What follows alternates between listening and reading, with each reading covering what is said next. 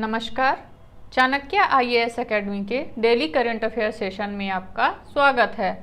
आज है 27 जून और 27 जून से जितने भी महत्वपूर्ण प्रश्न बनते हैं हम उन पर चर्चा करेंगे। हमारा आज का पहला प्रश्न है, किस सोशल मीडिया कंपनी ने भारत के डिजिटलीकरण कोष में $10 बिलियन का निवेश करने की घोषणा की है? गूगल, अमेजन, फ्लिपकार्ट या इनमें से कोई नहीं। तो अभी हाल ही में गूगल के सीईओ सुंदर पिचई द्वारा यह घोषणा की गई है कि भारत के डिजिटलीकरण कोष में $10 बिलियन देगा गूगल। प्रधानमंत्री नरेंद्र मोदी ने वाशिंगटन डीसी में गूगल के सीईओ सुंदर पिचई और अमेजन के सीईओ एंड्रयू जेसी और बोइंग के सीईओ डेविड कैलहोन से मुलाकात की। बैठक के बाद बताया गया कि गूगल भारत के डिजिटलीकरण फंड में $10 अरब का निवेश कर रहा है और गुजरात के गिफ्ट सिटी में गूगल का ग्लोबल फिनटेक ऑपरेशन सेंटर खोलेगा। जबकि अमेजन के सीईओ एंड्रयू जेसी पहले ही $11 बिलियन का निवेश कर चुके हैं और $15 बिलियन और निवेश करने का इरादा रखते हैं।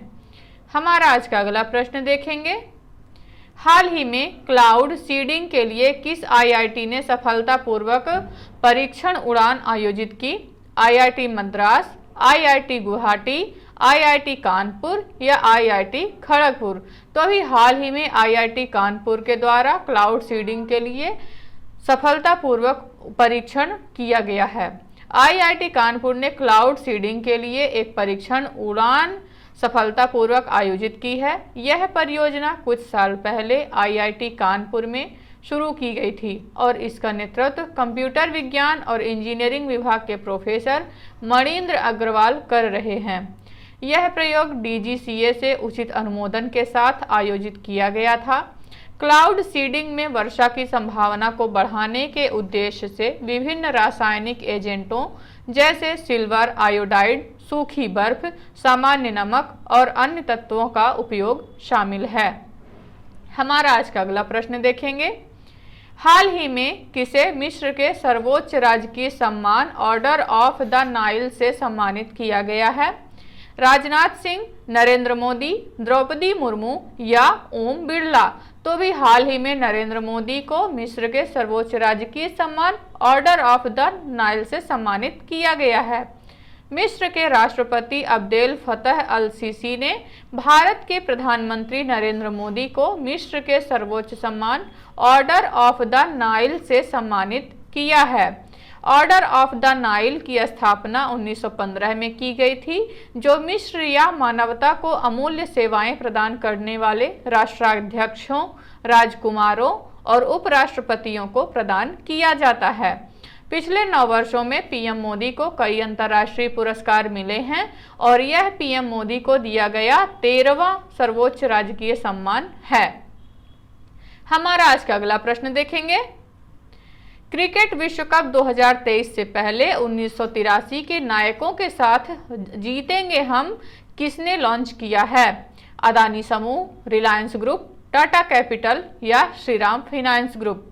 तो भी हाल ही में अदानी समूह की एक पार्टी में गौतम अदानी द्वारा यह घोषणा की गई है, क्रिकेट विश्व कप 2023 के लिए जीतेंगे हम।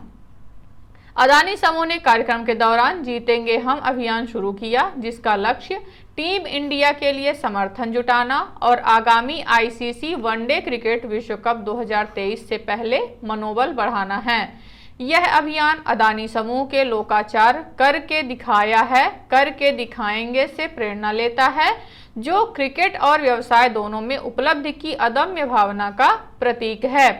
जीतेंगे हम अभियान इस विश्वास का समर्थन करता है कि विजेता पहले जीत का स्वाद चख चुके हैं, अनिवार्य रूप से इसे फिर से चखेंगे। एक आंतरिक विश्वास जो जनता की नज़र में उनकी संतुष्टि और गर्व से पहले होता है। हमारा आज का अगला प्रश्न देखेंगे, भारत की पहली हाइड्रोजन से चलने वाली ट्रेन किस राज्य से शुरू करने की घोषणा की गई है? नई दिल्ली, कर्नाटक, केरल या फिर हरियाणा? तो अभी हाल ही में यह घोषणा हुई है कि हरियाणा से भारत की पहली हाइड्रोजन से चलने वाली ट्रेन चालू की जाएगी। भारत में पहली हाइड्रोजन से चलने वाली ट्रेनें इस साल 2023 के अंत तक हरियाणा के जिंद जिले से शुरू होने की उम्मीद है। अधिकारियों ने बताया कि संयंत्र का विकास अंतिम चरण में पहुंच गया है और पानी से हाइड्रोजन का उत्पादन किया जाएगा। 8 बोगियों की हाइड्रोजन ईंधन आधारित ट्रेन पर्यावरण के अनुकूल होगी। मौजूदा समय में ट्रेनें डीजल और बिजली से ही चलाई जा रही हैं। हमारा आज का अगला प्रश्न देखेंगे। असम की पहली पानी के नीचे बनने वाली सुरंग का निर्माण किस नदी पर किया जा रहा है? ब्रह्मपुत्रा, लोहित, मानस या फिर दिहांग नदी। तो अभी हाल ही में ब्रह्मपुत्रा नदी में पानी के नीचे सुरंग बनाई जा रही है असम में। 6000 करोड़ रुपए की लागत से असम के नुमालीगढ़ और गोहपुर के बीच असम की पहली पानी के नीचे सुरंग का निर्माण किया जाएगा। यह व्यापार और वाणिज्य के अवसरों को बढ़ाएगा, निवासियों के लिए कनेक्टिविटी में सुधार करेगा और पर्यटन को बढ़ावा देगा। वर्तमान में ब्रह्मपुत्रा नदी को पार करने के लिए नौकाओं या पुलों के उपयोग की आवश्यकता होती है, जो समय लेने वाली हो सकती हैं और मानसून के मौसम के दौरान बाधित हो सकती हैं। पानी के नीचे सुरंग इन चुनौतियों को कम करेगी और एक विश्वसनीय और कुशल परिवहन विकल्प प्रदान करेगी। हमारा आज का अगला प्रश्न देखेंगे। हाल ही में कहां 1000 साल पुरानी जैन मूर्तियां मिली हैं? कर्नाटक, तेलंगाना, आंध्र प्रदेश या फिर केरल। तो अभी हाल ही में तेलंगाना में 1000 साल पुरानी जैन मूर्तियां मिली हैं। तेलंगाना के सिद्दीपेट में पुरातत्वविदों ने 1000 साल पुरानी एक प्रभावशाली मूर्ति का पता लगाया है। भगवान विष्णु के द्वारपाल विजया की यह द्वारपाल मूर्ति तेलंगाना में पाई गई सबसे बड़ी मूर्ति है। पुरातत्ववेत्ता शिवनागिरी रेड्डी ने इस मूर्तिकला को राष्ट्रकूट और आरंभिक कल्याण चालुक्य युग से थोड़ा बाद के काल का बताया है। यह कलाकृति को एक विशिष्ट ऐतिहासिक संदर्भ में रखता है, जो उस समय की कलात्मक परंपराओं और सांस्कृतिक प्रथाओं में अंतर्दृष्टि प्रदान करता है। यह खोज न केवल तेलंगाना की कलात्मक विरासत पर प्रकाश डालती है, बल्कि क्षेत्र के इतिहास की गहरी समझ में भी योगदान देती है। हमारा आज का अगला प्रश्न देखेंगे। हाल ही में किस संगीतकार को ब्रिटेन में डॉक्टरेट की मानद उपाधि मिली है? AR रहमान, सुनिधि चौहान, शंकर महादेवन या फिर सोनू निगम। तो अभी हाल ही में शंकर महादेवन को डॉक्टरेट की मानद उपाधि प्राप्त हुई है। प्रसिद्ध गायक संगीतकार शंकर महादेवन को इंग्लैंड में बर्मिंघम सिटी यूनिवर्सिटी द्वारा डॉक्टरेट की मानद उपाधि प्रदान की गई है। यह प्रतिष्ठित सम्मान संगीत और कला के क्षेत्र में उनके महत्वपूर्ण योगदान के लिए एक श्रद्धांजलि है। शंकर महादेवन शंकर एहसान लॉय के नाम से मशहूर संगीत रचनाकार तिकड़ी के एक प्रमुख सदस्य हैं। बर्मिंघम में आयोजित एक समारोह के दौरान बर्मिंघम सिटी यूनिवर्सिटी के कुलपति प्रोफेसर फिलिप फ्लोडेन ने उन्हें मानद डॉक्टरेट की उपाधि प्रदान की है। हमारा आज का अगला प्रश्न देखेंगे। हाल ही में विश्व औषधि दिवस कब मनाया गया? 23 जून, 24 जून, 25 जून या फिर 26 जून। तो अभी हाल ही में 26 जून को विश्व औषधि दिवस मनाया गया। नशीली दवाओं के दुरुपयोग को खत्म करने के वैश्विक प्रयासों को बढ़ावा देने के लिए हर साल 26 जून को नशीली दवाओं के दुरुपयोग और अवैध तस्करी के खिलाफ अंतर्राष्ट्रीय दिवस मनाया जाता है, जिसे विश्व नशीली दवाओं के दिवस के रूप में भी जाना जाता है।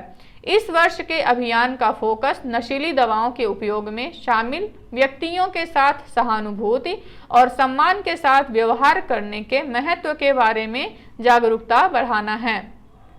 इस वर्ष विश्व औषधि दिवस का विषय है लोग पहले कलंक और भेदभाव रोकथाम को मजबूत करें। हमारा आज का अगला प्रश्न। हाल ही में जारी वैश्विक प्रतिस्पर्धात्मक सूचकांक 2023 में भारत का स्थान क्या रहा? 36वां, 37वां, 26वां या फिर 40वां। तो अभी हाल ही में ये जारी सूचकांक में भारत का स्थान 37वां रहा है। IMD के विश्व प्रतिस्पर्धात्मकता सूचकांक में भारत 37वें स्थान पर रहा, जबकि डेनमार्क सबसे ऊपर है। International institute for management development द्वारा प्रकाशित 2023 वैश्विक प्रतिस्पर्धात्मकता सूचकांक ने सर्वेक्षण में शामिल 64 देशों में डेनमार्क, आयरलैंड और स्विट्जरलैंड को शीर्ष 3 सबसे प्रतिस्पर्धी अर्थव्यवस्थाओं के रूप में नामित किया है। रिपोर्ट प्रतिस्पर्धात्मकता हासिल करने के लिए इन देशों द्वारा अपनाए गए अनूठे दृष्टिकोण पर प्रकाश डालती है और दीर्घकालिक मूल्य निर्माण के महत्व पर जोर देती है। तो ये रहे आज के हमारे कुछ प्रमुख प्रश्न।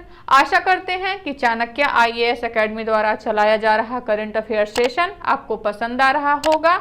हमारे ऐसे और भी कंटेंट से जुड़ने के लिए हमारे चैनल को सब्सक्राइब करें और बेल आइकन दबाना ना भूलें। धन्यवाद।